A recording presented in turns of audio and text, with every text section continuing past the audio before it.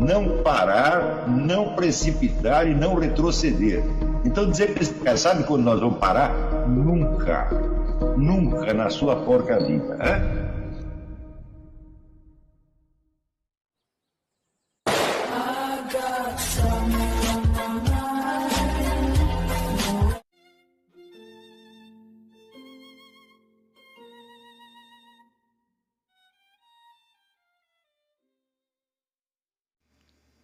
E aí pessoal, tranquilo? Então vem aqui antes do vídeo começar, pedir para vocês se inscreverem, quem não for inscrito, compartilhar, curtir, comentar. Quem puder seja membro do canal, que isso ajuda bastante. Tem também o link do Apoia-se. Quem puder ajudar nosso canal e apoiar financeiramente vai ser muito bem-vindo. Mas o mais importante é transmitir o conteúdo e os conhecimentos do professor Olavo de Carvalho para mais e mais brasileiros. Então compartilhe e ajude aí nossa causa. Muito obrigado a todos os membros, apoiadores do canal. Fico muito feliz. Tenho certeza que a gente está no caminho certo. Então fiquem com o vídeo e até mais. Valeu! Então, embora a linguagem na qual essas doutrinas chegam a nós, antes encubram essas experiências do que as revelam, nós sabemos que as experiências estão ali. E pior, nós sabemos que sem o recurso a essas experiências, nós não temos o mais mínimo meio de averiguar a veracidade ou falsidade dessas ideias. Mas se o teste de tudo é sempre a experiência, então temos que saber de onde o sujeito tirou as suas ideias para que possamos compreender o verdadeiro sentido delas.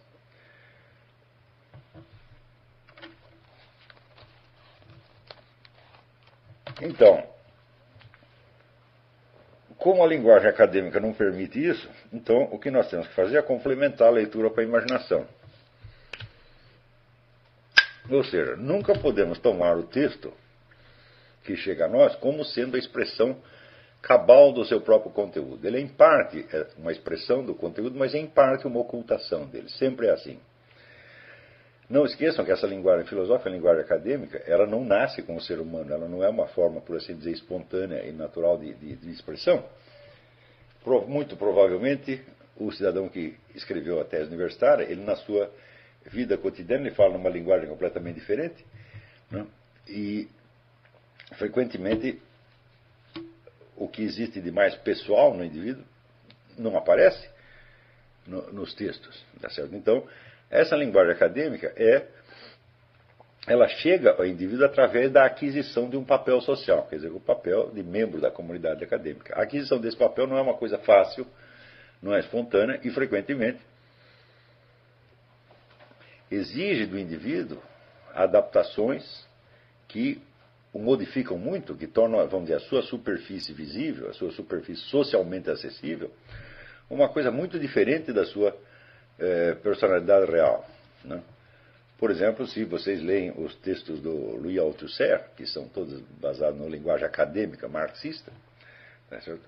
Enormemente complexa, enormemente abstrata, você não tem a menor ideia dos dramas que o sujeito estava vivendo e que o levou, no fim das contas, a matar a própria mulher e estourar os próprios miolos, né? Então, isso quer dizer que você está lendo o que chega a você através da leitura é a voz de um papel social e não da pessoa inteira. Não que o papel social não exista, é claro que ele existe e ele é parte da pessoa. Mas é como se fosse uma entidade abstrata que está falando para você e não uma pessoa concreta.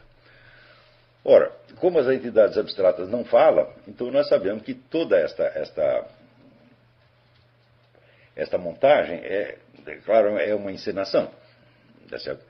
As regras dessa encenação são conhecidas pelas pessoas que participam do meio, tá certo? E elas sabem desempenhar os seus papéis correspondentes. Você vê que quando um filósofo acadêmico responde a outro, por exemplo, num debate, ele responde segundo as regras da linguagem acadêmica.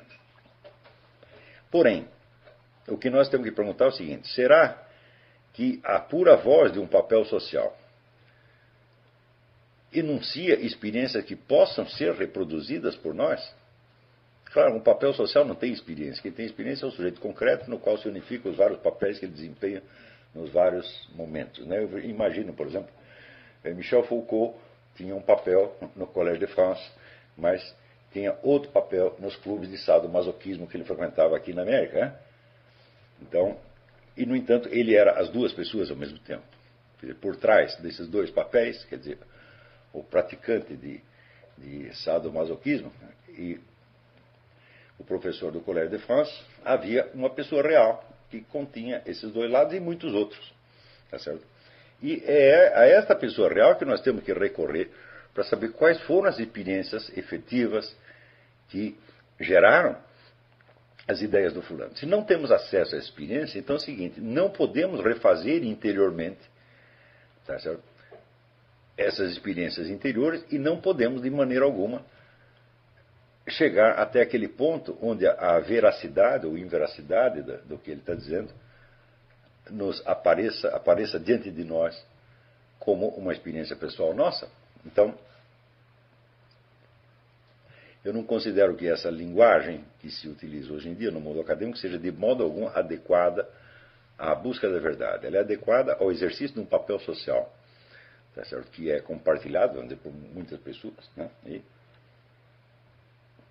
que pode, vamos dizer, dar uma impressão de concordância ou discordância coletiva, mas dificilmente se vê em tudo isto, né,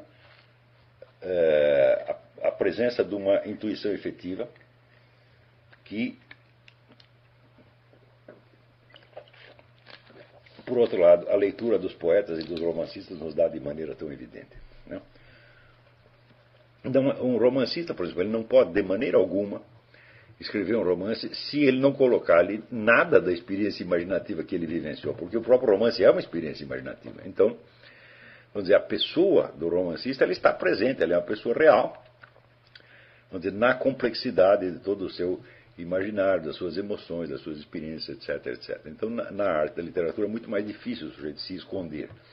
Ao contrário, quando ele começa a se esconder muito, então, o produto que chega à nossa mão, que chega ao nosso conhecimento, é um produto de segunda ou terceira mão, quer dizer, é uma elaboração intelectual de experiência. Então, como a experiência não aparece diretamente ali, então a narrativa perde vigor, perde interesse e soa falso, evidentemente. O mesmo acontece em poesia, mesmo quando a experiência originária é de ordem puramente verbal, como acontecia muitas vezes, por exemplo, em Rimbaud ou em Mallarmé, essa experiência tem que estar colocada ali, ela tem que estar evidente. Né? Aliás, a literatura consiste exatamente nisso. Toda a arte literária consiste, quer dizer, na cristalização verbal de certas experiências muito particulares e muito específicas. Tá certo? Então, nós podemos dizer que é mais fácil nós averiguarmos a autenticidade de certas experiências na literatura do que na filosofia. É claro que essa diferença ela contribui muito para o artificialismo do debate filosófico. Como, em geral, os leitores não estão informados deste fator e o próprio ensino não chama a atenção deles para esta diferença que eu estou assinalando aqui, então o modo de você ler os textos filosóficos acaba se adaptando a essa distribuição de papéis sociais e você, para ler e discutir um texto filosófico, o que você faz? Você veste a camiseta de um participante do debate e você entra ali na distribuição dos papéis sociais. Resultado, tudo o que você possa compreender do texto e discutir dele vai estar sempre na base superficial, vai estar sempre na escala puramente verbal e não terá nada a ver com a sua experiência pessoal real. Ou seja, tudo isto é um convite permanente à paralaxe cognitiva. Você está circulando dentro de uma esfera de proposições, argumentos, que devem então ser tratados como se fossem coisas em si, sem nenhum recurso, vamos dizer, à experiência, às coisas, aos fatos, às intuições, aos sentimentos, dos quais tudo aquilo brotou.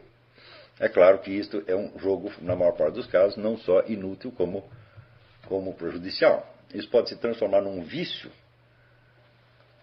tão incurável que nada da experiência pessoal do indivíduo possa ser transposto mais nessa linguagem. Tá certo? Então você está conversando o tempo todo com papéis sociais. Isso significa a maneira de você ler um Platão, por exemplo, e você ler uma tese universitária moderna é completamente diferente. Porque em Platão as experiências estão ali expostas. Quando ele narra aqueles encontros com Sócrates, nos diálogos, etc., etc., não que ele esteja necessariamente reproduzindo os fatos como aconteceram, mas ele reproduz a imagem que ele tinha realmente desses encontros e desses diálogos. Quer dizer, aqueles personagens não precisam necessariamente corresponder à sua realidade histórica, mas correspondem à vivência efetiva que Platão tinha deles, ou pelo menos correspondem ao modo como Platão os imaginava. Esses personagens nunca são, vamos dizer, puras alegorias de ideias abstratas. Eles têm uma certa presença humana, eles têm paixões, desejos, temores, etc., etc., e tudo isso aparece nos diálogos, às vezes sob forma até de caricatura, onde alguns traços, alguns hábitos daqueles indivíduos se tornam, então, o traço predominante neles, e eles encarnam esses traços ali no diálogo, né? Como, por exemplo, Alcebiades é uma espécie de imagem da Jeunesse dorée, das pessoas maravilhosas da juventude ateniense, ou seja, os indivíduos que eram, vamos dizer, candidatos a membros proeminentes da classe política, e assim por diante, né? Pausanias representa, vamos dizer, o tipo do ricaço, corrupto, pedófilo, etc., etc. Então, vamos dizer que são pessoas que não são definidas somente pelas suas ideias, mas pela sua conduta real, pelos seus sentimentos, pelos seus desejos, como seres humanos reais, ainda que apareçam simplificados no diálogo, né?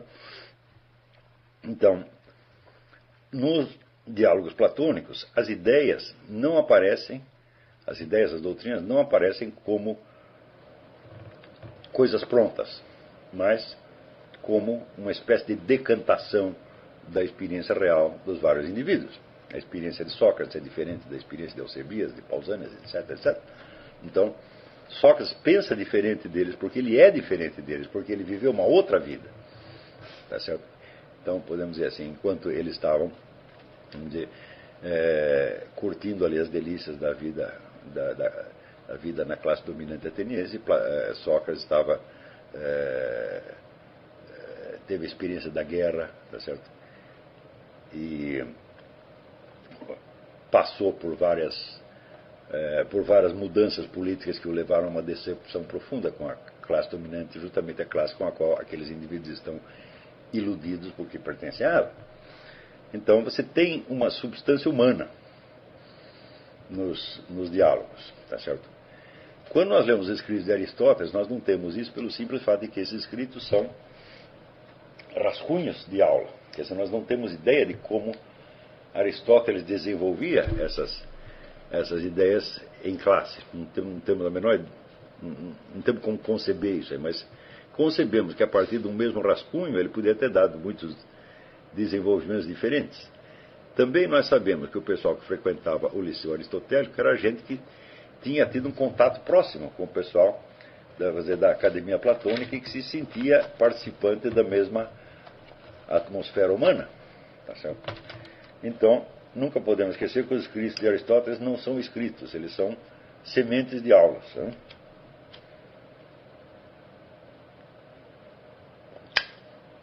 Mas, de qualquer modo, mesmo nesses escritos, a referência à experiência direta está sempre presente, porque o próprio Aristóteles insiste que o processo de formação das ideias e dos conceitos começa com a experiência direta. Então, sempre é possível, por trás dos conceitos abstratos que Aristóteles está expondo, você remontar até alguma experiência direta a qual ele está se referindo. Quer dizer, embora a linguagem dele não seja tão direta e tão testemunhal quanto a de Platão, a presença do elemento experiência humana está ali evidente e pode ser reconstituída a qualquer momento. Quando você lê as teses acadêmicas modernas, eu digo, é quase impossível você remontar a qualquer experiência direta, porque a coisa está tão bem encoberta.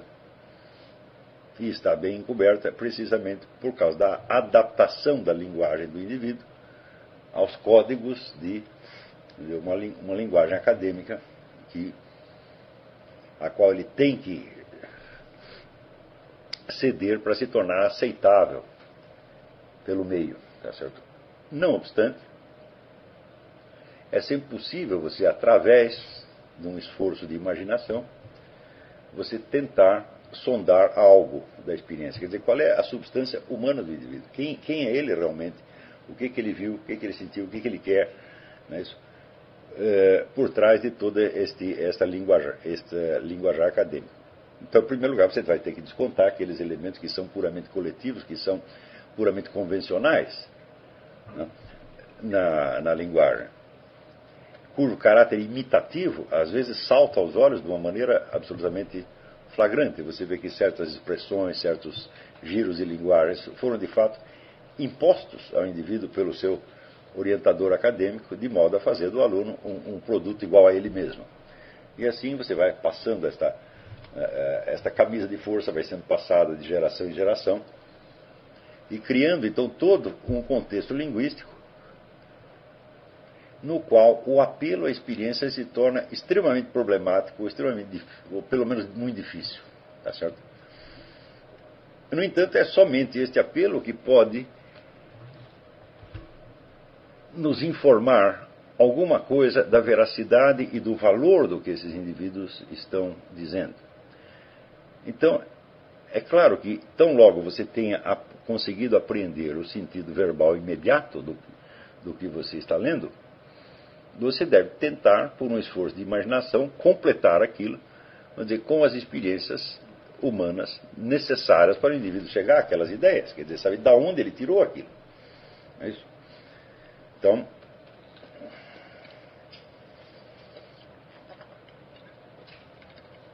quer dizer, assim como ao você ler um poema, você tira dali muitas ideias abstratas, gerais, que podem servir ou como interpretações do poema, ou como interpretações da realidade à luz do poema.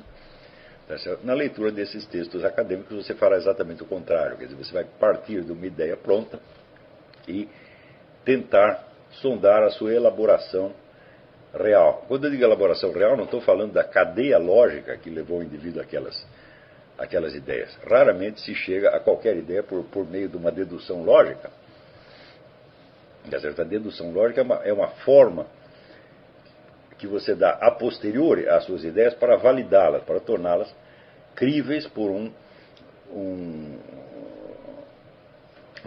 meio social que está treinado, né, na linguagem da demonstração lógica ou na linguagem filosófica em geral. O fato é que quando nós tentamos fazer ir um pouco além, então, do que o texto está oferecendo, nós vemos que se é difícil você descobrir quais foram as experiências efetivas que historicamente levaram o indivíduo a esta ou aquela conclusão, não é difícil você perceber quais são os limites do imaginário que está ali vertido, porque certas ideias excluem a possibilidade de que o indivíduo tenha imaginado isto ou aquilo. Quer dizer, o texto acadêmico ele lhe dá, de certo modo, não o conteúdo do imaginário, mas ele dá os limites do imaginário. Por exemplo, vamos supor que você esteja lendo Karl Marx, O Capital, ou A Ideologia Alemã e outros livros assim. Você vê que ele está falando de classes sociais, e essas classes sociais são compostas de indivíduos reais, né, que ele mesmo insiste em que esses indivíduos entram em relações sociais efetivas. Por exemplo, um contrato de trabalho. Né? O contrato de trabalho define direitos e deveres recíprocos, e não é uma coisa travada entre ideias, e sim entre indivíduos reais, que vão colocar em jogo, por um lado, o seu tempo de trabalho, a sua força de trabalho, né? ou seja, a sua rotina diária, vão gastar a sua vida, portanto, né, numa determinada ocupação, e um outro que vai ceder a eles, em troca disso, uma parte do seu patrimônio. Patrimônio que, por sua vez, não saiu do nada, que também custou trabalho a ele mesmo, ou a seus antepassados, ou a qualquer outra pessoa. Então, é claro, ele está falando de seres humanos reais. Porém, veja que quando ele fala, por exemplo, dos capitalistas, né, ele está partindo, ele mesmo confessa que está partindo não de uma imagem dos capitalistas reais, mas de uma abstração. Quer dizer, ele compõe um modelo de capitalista e reduz o capitalista, vamos dizer, à sua função de capitalista. Né? Ora, então, o capitalista é um indivíduo que se dedica a certas atividades visando ao lucro. Tá certo? Porém, isto não explica por que um capitalista faz uma estrada de ferro, outro faz uma fábrica de sabonete, outro abre um banco, outro abre uma firma de construção e assim por diante. Ou seja, o capitalista de Karl Marx é um capitalista abstrato. Ele só pega do capitalista aquilo que todos eles têm em comum sob o aspecto econômico, nem mesmo o que tem de comum sob outros aspectos. Né? Então, isso quer dizer que um capitalista, tal como Karl Marx o descreve, jamais existiu. Não tem um único capitalista cuja única atividade no mundo seja a busca do lucro. E tem mais. Não há nenhuma pessoa no mundo que não busque o lucro sob alguma forma. Quer dizer, o lucro é apenas, vamos dizer, a tradução econômica, vamos dizer, do resultado de um esforço qualquer. Quem quer que faça o que quer que seja, busca que o resultado compense o investimento de energia. Não é isso? Por exemplo, se está lá a dona de casa fazendo comida, quer dizer, ela espera que o produto do seu esforço seja uma coisa que vale a pena ela mesma e a sua família consumir. Quer dizer, que se ao fim dos seus esforços, né, culinários, o resultado não é comestível, então houve evidentemente um prejuízo. Não é isso?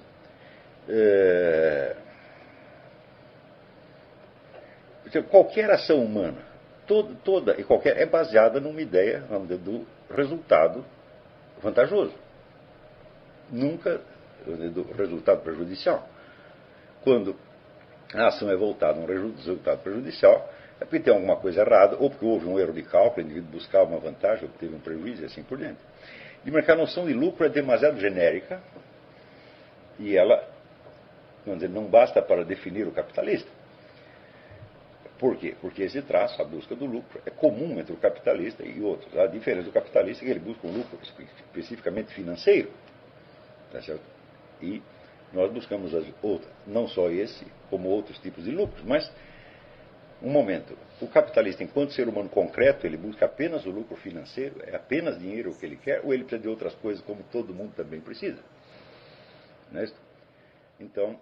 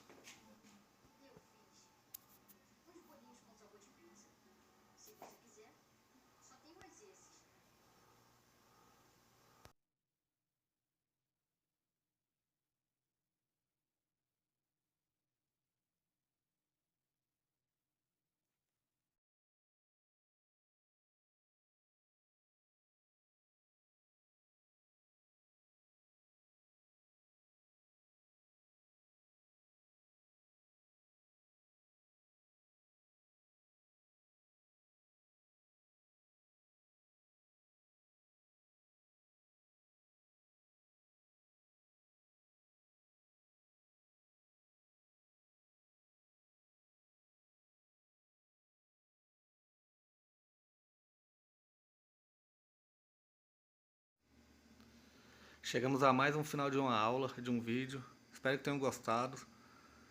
Quem não se inscreveu ainda, se inscreva, compartilhe, comente. Ajude o nosso canal, apoie, seja membro. E ajude o nosso canal a chegar a cada dia a mais brasileiros que precisam muito do conhecimento do professor Olavo de Carvalho.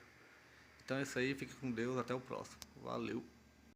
Então é isso aí, pessoal, que é o nosso canal, que são alguns livros que eu já li. A maioria foi doação, mas alguns eu adquiri, professor Olavo de Carvalho. Alguns livros se perderam aí que eu emprestei, professor Alexandre Costa, a Bíblia Sagrada. 10 lições sobre Karl Marx. Indico a não ler esse livro, que é muito ruim mesmo.